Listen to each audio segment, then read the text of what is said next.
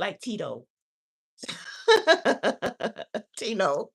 She throw the dog and the dog come right back. I'm back like Tito. Anyway, back to what I was saying.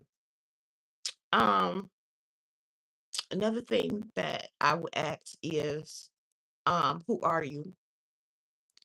And what would you say you are? If you had to describe yourself, um, what would you say about yourself? You know, and of course, a person don't and shouldn't be saying their whole life story, but they should at least know who they are. Well, sometimes people say their jobs, and that's fine because that's what they do the most of, or whatever. And um, it don't take long to just say who you are, who you feel you are, who you're inspired to be. Um, and of course, do you believe in God? Do you believe in God? That's important to me. And they'd be like, "Yeah, do you believe in Jesus?" That's important to me. Yeah. Do you believe that Jesus is the Son of God? Get to earth and rose on the third day. No, I'm not gonna say all that. I'm just gonna say, do you believe in Jesus? But this guy did get tricked, and he had took her home, the girl home. He was all into the girl and everything. They had their meet and greet, and he had asked her, "Did she believe in Jesus?" And she said, "Yeah." And then when he finally took her to meet the mom months later, it was like, she was like, so she brought up, you believed in Jesus. She was like, "Yeah, I believe in him." She was like, but I'm a Muslim. And then so he's like, "Are you a Muslim?" She's like, "Yeah, we believe in Jesus, but we believe he's a prophet." So he found that out afterwards. But of course, I'm not gonna say all that before I leave and sit down. But I do want to know if they at least, you know, that's important. I mean, I'm not trying to be unequally yoked. I'm sorry. No, I'm not sorry. Sorry, not sorry. Okay, so I like this little thing right here. You can put it on any dress that don't have sleeves. And it's just so cool to, it's really cute. Really. Okay. And um, okay, and where you work, what do you do? What is do you have a purpose? Where you work, that's probably what I would just say. I wouldn't say that. No, I wouldn't say all that before I gave my number. All before I got my number is, are you married? I went too far. If I just give my number is, are you married? You have children? How old are your children? Those are the three most important. That's all I'll say before I got the number. I wouldn't go all through all that. But those are important questions to ask on a date that I was asking. If you got to the meet and greet part, you know. Of course, y'all gonna be talking for a while before you get to that meet and greet part, so you should know some of that stuff. Those are just things I'm throwing out there for the ladies to ask the guys. Um, oh, okay, so with guys, um, I know that guys really, really have a thing about how a woman presents herself on the first date. He looks at everything. I know he looks at everything. He looks at if you're overdressed, you're underdressed, if you're in your phone, got on too much makeup. Guys don't like a lot of makeup. They want to see what you look like for real. If I go on a first date, I wouldn't wear even this amount of makeup. I'm wearing this because I'm doing a professional show or whatever. But I keep it to a minimum, even though I don't wear face makeup or whatever. But I would keep it to a minimum so they could see what I really look like. I look younger without makeup, actually. And they keep so it's not like you going to a performance. They like to the bare minimum so they could feel like they're really meeting you. Um, they really, for some reason, I noticed that they don't really like real dressy on the first date. They like that casual dressy so that you'll be able to walk if they decide to take you somewhere to walk. They don't want you in those stiletto heels. They don't want you drawing a whole lot of attention to your body because they want to have a simple date where they don't have to worry about other guys trying to come on to you and stuff. You're not trying to get everybody else's attention. You're just trying to get to know him.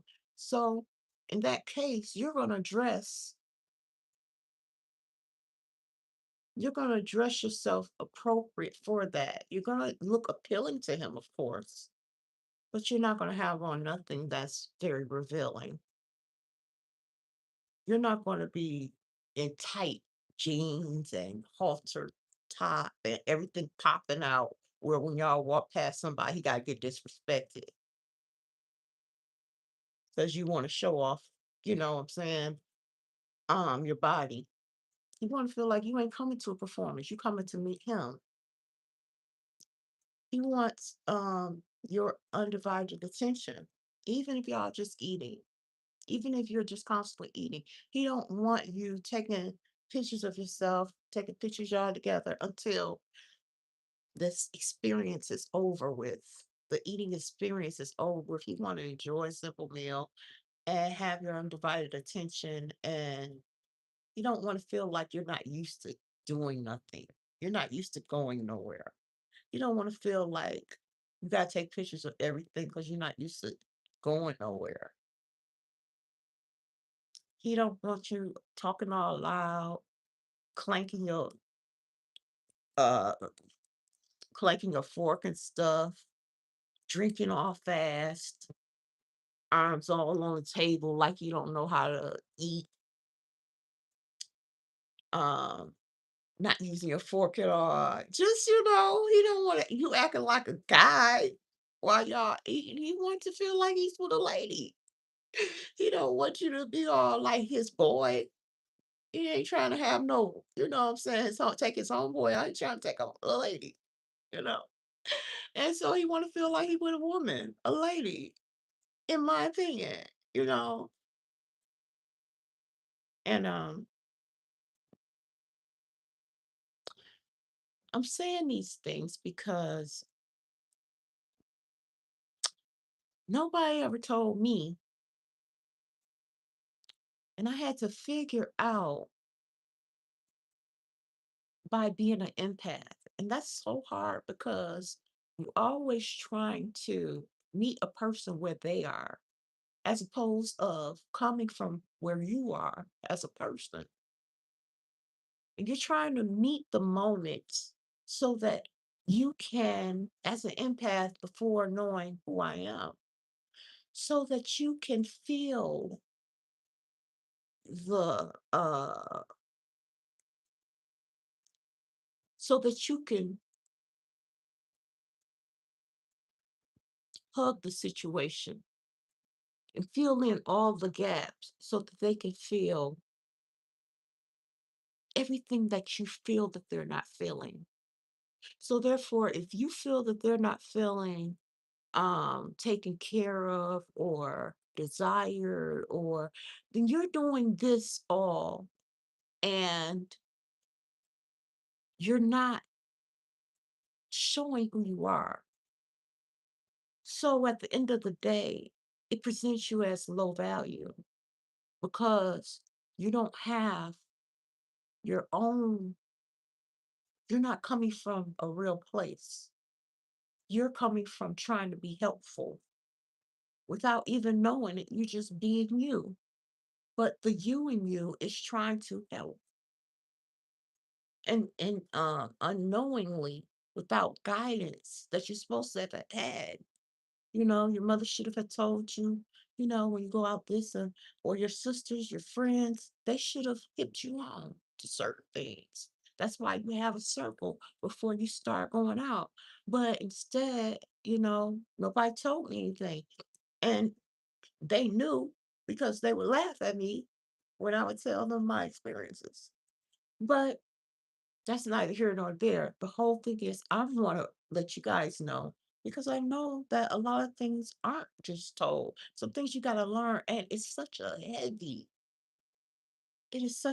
heavy price to pay because not only are you not meeting somebody who would take you seriously, but they will want you around. Like, I gotta keep her. I like how she make me feel. Man, I wonder what she like in bed. If she just, you know, if she just, you know what I'm saying? If she just worried about just, you know what I'm saying? It's just like they don't see you as real. They don't see you as, they don't see your value until you're gone. Then they realize from a distance that, wow, she was really being for real. That's really who she is. But they see you as being fake because they feel like you're too concerned about them. You're too concerned. You're filling in too much. You're doing too much. You're doing too much. But when they see you from a distance, they're like, wow, she really like that. That's really just who she is. And then they'd be like, dang, man, I liked how she made me feel. I didn't feel like that with nobody else. Wow. And, and so it's good to know who you are and try to not not be concerned about how they feel. It should be a natural, it should be natural. Your essence should lift them up. But you have to be there for you. You have to pay attention to what you want. You got to pay attention to what you like. And then he has to see what you like so that y'all could see if y'all is equally yoked. You know, a lot of people don't feel like they taking advantage of empaths when they do. A lot of times because until they figure you out, because it comes a time where they know that they taking advantage because they know that that's truly who you are, and then they be like they have to pull you in. Now they can't. That's when they become controlling, and they don't. They want to isolate you. But before that point, they feel like you trying to get over. You can't be this. You can't. It's impossible for you to really care about who I am and not be as connected to how you feel. It's impossible for you to feel good about yourself by lifting me up because we actually really feel that person's feeling. So when they lift it up, it lifts our spirits too. So it's not like we're doing it to just deliver them. If it we have become a part of them and we are lifting ourselves too. Like we taking on them and then we're lifting them ourselves too. I can't explain it. But anyway, it's important that you are, if you're not a lady, if you're not that type of person, don't act like you are. But if you have that in you, don't be trying to go along to get along because that's what you think he want. You know, like well, I know he likes me to feel like we hanging and we just chilling, we just kicking it. So that's how I'm gonna be, like one of the guys. I've done that several times just to make them feel like they don't have to really impress me. They can just be themselves. They don't have to do nothing extra, you know. And yeah, you gotta do a little extra because I'm gonna do a little extra. It's a part of us getting to know each other. It's a part of us having building something together, exploring each other's dreams, taking trips possibly, um, creating a life together possibly, you know? And yeah, you're gonna have to, I step my life up every day. So it's gotta be something. We gotta have that in common somewhere. You can't be like, I can't be like, so what do you think about your life in 5 years? You can't be like, I've done everything I want to do in life. Oh, okay. Well, I still have dreams for tomorrow. Tomorrow is gonna be a better day for me. Every day it's gonna get better because I'm every day it's a new day, it's a new day. I'm like, okay, how do I feel today? Blue eyes today. Ponytail today. Background today. Afro today. What I feel. What I feel. Women know what I'm talking about. But anyway, I just now did the first part. I hope you guys see it because I got things to do. And it's 9 o'clock and I've done my time here. So I hope you guys have a great day and I will see you in the morning. I love you so much. And God loves you. Wait, God loves you so much. And with the love of God, I do too. Y'all have a great day.